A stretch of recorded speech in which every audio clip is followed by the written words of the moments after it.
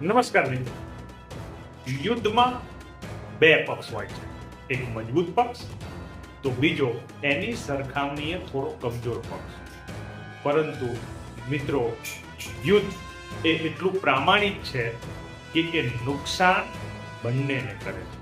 અને આજે એ પ્રામાણિકતા એટલી બધી વધી ગઈ છે કે એ બે પક્ષોને તો નુકસાન કરે જ કરે છે, સાથે સાથે બીજા પક્ષને પણ નુકસાન કરે છે.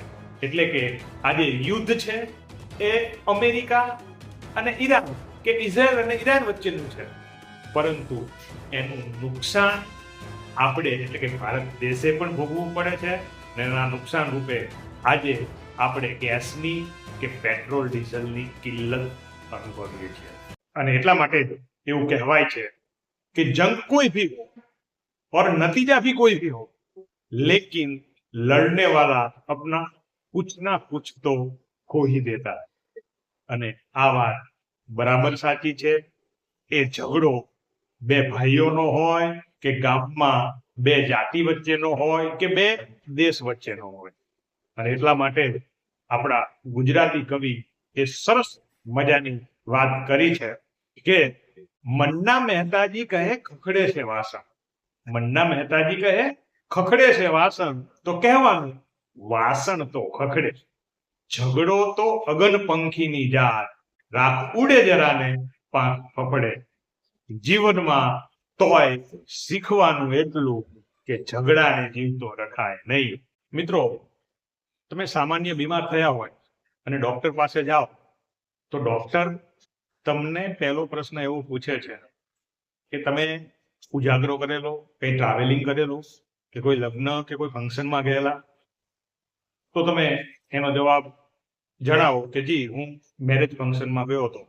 એટલે ડોક્ટર જાણી જાય કે આ બીમારીનું કારણ અગાઉ શરીર સાથે કરેલો અન્યાય છે. એટલે કે વધુ પડતું ખોરાક, આરામનો અભાવ વગેરેને કારણે તમારું શરીર બીમાર થયેલું છે. તો એક સામાન્ય તાવમાં પણ આગળની પરિસ્થિતિ બહુ મહત્વની અસર કરતી હોય છે. જ્યારે આજે વિશ્વની અંદર ઈરાન, અમેરિકા અને ઇઝરાયલ આ દેશો લડી રહ્યા છે, ત્યારે એના પાછળનો ઇતિહાસ શું છે એ જાણવો ખૂબ જરૂરી છે. અને તમે જાણશો તો તમે સાચી માહિતી અને સાચું મૂલ્યાંકન કરી શકશો.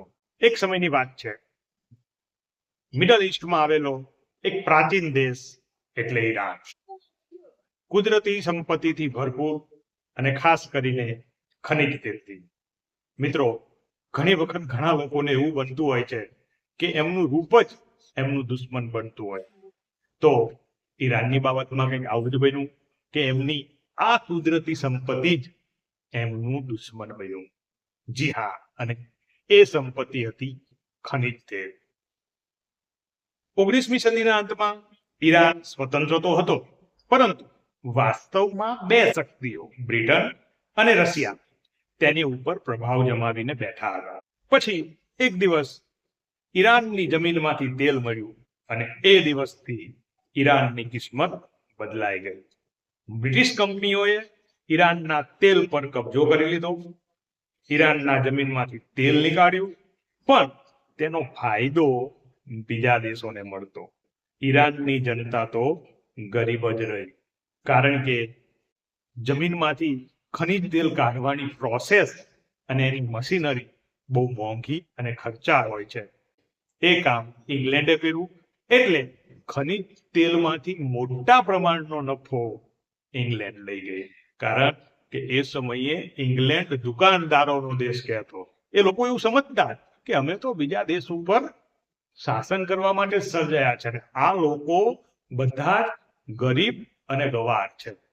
એટલે એમણે ત્યાં ખનિજ તેલને બહાર કાઢવાની ફેક્ટરીઓ કે રિફાઇનરીઓની સ્થાપના કરી અને ખનિજ તેલમાંથી મોટો હિસ્સો એ પોતાના દેશમાં લઈ ગયા, જ્યારે ઈરાનની પ્રજા તો ગરીબ જ રહી. સમય આગળ વધ્યો, બીજું વિશ્વ યુદ્ધ આવ્યું, ઈરાનની સ્થિતિ વધુ ખરાબ થઈ. બ્રિટન અને સોવિયત યુનિયને ઈરાન પર કબજો કર્યો અને આ જ સમયે એક નવી શક્તિ ઈરાનમાં પ્રવેશી અને એ શક્તિ હતી અમેરિકા. શરૂઆતમાં અમેરિકા મદદગાર તરીકે આવ્યું. તેણે ઈરાનને આર્થિક સહાય આપી અને ખોરાક આપ્યો. એટલે ઈરાનને લાગ્યું કે આ દેશ તો આપણો મિત્ર છે. પરંતુ હકીકત તો કંઈક અલગ જ હતી. અમેરિકા ધીમે ધીમે ઈરાનની રાજનીતિમાં ઘૂસી ગયું. તે સમયે ઈરાનના શાસક હતા શાહ મોહમ્મદ રાઝા પહેલવી. શાહ મોહમ્મદ રઝા પહેલવી તેના પ્રભાવ હેઠળ આવી ગયા. હવે ઈરાનમાં શાસન તો શાહનું હતું, પરંતુ નિર્ણય અમેરિકાના હતા. સમય જતા એક નવો વળાંક આવ્યો. 1951માં મોહમ્મદ મોસાદેક નામના એક પ્રધાનમંત્રી બન્યા અને તેમણે એક સાહસિક નિર્ણય લીધો, અને એ નિર્ણય હતો ઈરાનના તેલનો રાષ્ટ્રીયકરણ કરવાનો. આ બનાવથી બ્રિટન અને અમેરિકા ચોંકી ગયા. મોહમ્મદ મોસદ્દાને હટાવી અને ફરી વખત શાહને સત્તા સોંપી. આ ઘટના ઈરાનના લોકોના દિલમાં ઘા બની ગઈ. સમય ફરી આગળ વધ્યો. શાહના શાસનમાં પશ્ચિમી સંસ્કૃતિ વધી, પરંતુ સાથે સાથે ગરીબી પણ વધી. લોકો અસંતોષથી ભરાયા અને પછી એક દિવસ એક ધાર્મિક નેતા આયાતુલ્લા ખામેની લોકોનો અવાજ બનીને ઉભા થયા અને તેમણે શાહ અને અમેરિકાની સામે બળવો કર્યો. 1979માં ઈરાનમાં ક્રાંતિ આવી, એટલે શાહ દેશ છોડીને ભાગી ગયા અને ઈરાન એક ઇસ્લામિક રિપબ્લિક બની ગયું. અહીંથી શરૂ થાય છે સાચી દુશ્મની. હવે અમેરિકાએ શાહને આશરો આપ્યો. ગુસ્સામાં ભરાયેલા ઈરાનના વિદ્યાર્થીઓએ અમેરિકન એમ્બેસી પર કબજો કર્યો અને 66 અમેરિકનોને બંધક બનાવી દીધા. આ ઘટના 444 દિવસ સુધી ચાલી અને એ દિવસથી ઈરાન માટે અમેરિકા ગ્રેટ સેટન બની ગયું. અમેરિકાએ પ્રતિબંધો લાદ્યા, એટલે ઈરાને પ્રોક્સી યુદ્ધ શરૂ કર્યા અને ત્યાર પછી આવ્યું ઈરાન ઇરાક યુદ્ધ. 8 વર્ષ સુધી ચાલેલા આ ભયાનક યુદ્ધમાં લાખો લોકોના જીવ ગયા અને અમેરિકાએ ઈરાકને સપોર્ટ આપ્યો, એટલે દુશ્મની વધારે ગાઢ બની. મધ્ય પૂર્વમાં તણાવનું બીજું મહત્વનું કારણ છે ઇઝરાયલ અને ઈરાન વચ્ચેનો વિરોધ. ઇઝરાયલ ઈરાનને પોતાના સુરક્ષા માટે એક મોટો ખતરો માને છે. બીજી તરફ ઈરાન ઘણીવાર ઇઝરાયલની નીતિઓની ટીકા કરે છે, કારણ કે મધ્ય પૂર્વમાં રાજકીય અને સૈન્ય તણાવ સતત વધતો રહ્યો છે. છેલ્લા ઘણા વર્ષોથી સૌથી મોટો મુદ્દો છે ઈરાનનો પરમાણુ કાર્યક્રમ. અમેરિકા અને પશ્ચિમના દેશોનો આરોપ છે કે ઈરાન ગુપ્ત રીતે પરમાણુ હથિયાર બનાવવાનો પ્રયાસ કરી રહ્યો છે, જ્યારે ઈરાનનું કહેવું છે કે તેનો આ કાર્યક્રમ માત્ર ઉર્જા અને વૈજ્ઞાનિક સંશોધનો માટે છે. એટલે મિત્રો, જો ઈરાન પરમાણુ હથિયાર બનાવી લે તો અમેરિકા અને ઇઝરાયલ માટે બહુ મોટો ખતરા સમાન સાબિત થાય.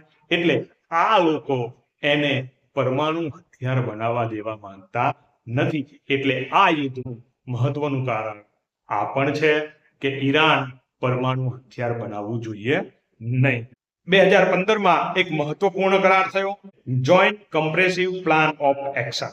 આ કરાર હેઠળ ઈરાન તેના પરમાણુ કાર્યક્રમને મર્યાદિત રાખશે અને તેના બદલામાં એના ઉપર અમેરિકા આર્થિક પ્રતિબંધો ઘટાડશે. પરંતુ 2018માં ડોનાલ્ડ ટ્રમ્પની સરકારે આ કરારમાંથી અમેરિકાને બહાર નીકાળી દીધું અને ત્યાર પછી તણાવ વધવા લાગ્યો અને એ તણાવ આજે યુદ્ધના સ્વરૂપમાં પરિવર્તિત થયો છે. ભારત માટે ઈરાનનું શું મહત્વ છે? તો કે ભારત માટે ઈરાન માત્ર એક દેશ નથી, પરંતુ એક મહત્વપૂર્ણ વ્યૂહાત્મક ભાગીદાર છે. ભારત અને ઈરાન વચ્ચેના સંબંધો ઉર્જા સુરક્ષા, વેપાર અને પરિવહનના માર્ગો, વ્યૂહાત્મક સંકલન વગેરેને કારણે ભારત અને ઈરાનના સંબંધો ખૂબ મહત્વપૂર્ણ રહ્યા છે. આજે એવી ચર્ચા ચાલે છે કે શું ત્રીજું વિશ્વયુદ્ધ થશે? તો દુનિયાના ઘણા નિષ્ણાતો એવું માને છે કે મધ્ય પૂર્વમાં તણાવ હજુ લાંબા સમય સુધી રહી શકે છે, પરંતુ યુદ્ધ થવાની સંભાવના ઓછી માનવામાં આવે છે, કારણ કે યુદ્ધથી આખી દુનિયાની અર્થવ્યવસ્થા અસરગ્રસ્ત થશે અને તેલના ભાવ ખૂબ વધી જશે. આથી મોટા દેશો સામાન્ય રીતે કૂટનીતિ દ્વારા જ સમસ્યાનો ઉકેલ લાવવાનો પ્રયાસ કરે છે. ત્રીજું વિશ્વયુદ્ધ કયા હથિયારોથી લડાશે ખબર નથી, પણ જો ત્રીજું વિશ્વયુદ્ધ લડાયું તો સમગ્ર માનવ જાતિનો વિનાશ નિશ્ચિત છે. કારણ કે આજે વિશ્વના દેશોએ એટલા બધા અણુ હથિયારો બનાવી લીધા છે કે મિનિટોમાં વિશ્વનો વિનાશ આવી શકે છે. એટલા માટે આપણે એવી પ્રાર્થના કરીએ કે ઝડપથી આ બંને દેશો વચ્ચેનો યુદ્ધનો સુખદ અંત આવે અને ફરી પાછું વિશ્વ કોઈ પણ જાતના ભય વગર આનંદથી અને સ્વતંત્રતાથી રહી શકે. મારી આ વાત ગમી હોય તો વધારે ને વધારે લોકો સુધી પહોંચાડો. Thank you very much.